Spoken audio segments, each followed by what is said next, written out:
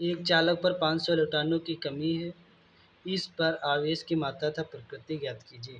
तो यहाँ पर देखेंगे करा एक चालक पर 500 इलेक्ट्रॉन है, क्या है 500 इलेक्ट्रॉन मतलब यन, जो चालक में इलेक्ट्रॉन संख्या कितनी दे रखी है 500 दे रखी है, ठीक। आवेश की मात्रा मतलब आवेश ज्ञात करना है, और एक इलेक्ट्रॉन पर आवेश तो पता ही आपको कितना होता है 1.6 इंटू 10⁻⁻⁻⁻⁰ कूलाम, ठीक। तो आप निकालेंगे क्या, क्यों निकालेंगे, तो एक फार्मूला पढ़ा होगा आवेश के क्वांटीकरण से, क्यों बराबर एन ई, क्यों ऐसे रहेगा एन इंटू ई, क्यों ऐसे रहेगा एन का मान कितना दे रखा है 500 इंटू ई कितना 1.6 इंटू 10⁻⁻⁻⁻19 कूलाम, ठीक।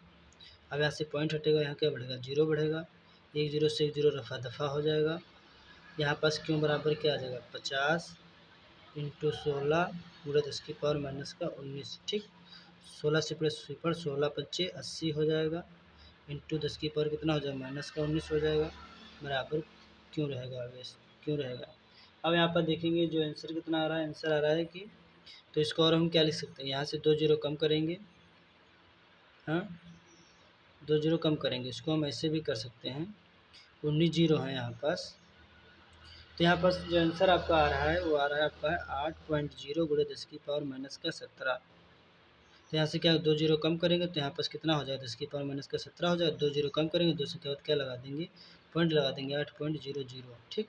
तो 2 संख्या बाद पॉइंट लगाएंगे तो 2 यहाँ से जीरो क्या कर देंगे कम कर देंगे, तो यहाँ पर जो राइट आंसर आ जाएगा यहाँ पास क्या 2 जीरो मतलब चाहिए कि बीच यहाँ से पॉइंट हटेगा तो 2 जीरो से 2 जीरो कट जाए 8 ही प्रॉपर आ जाएगा।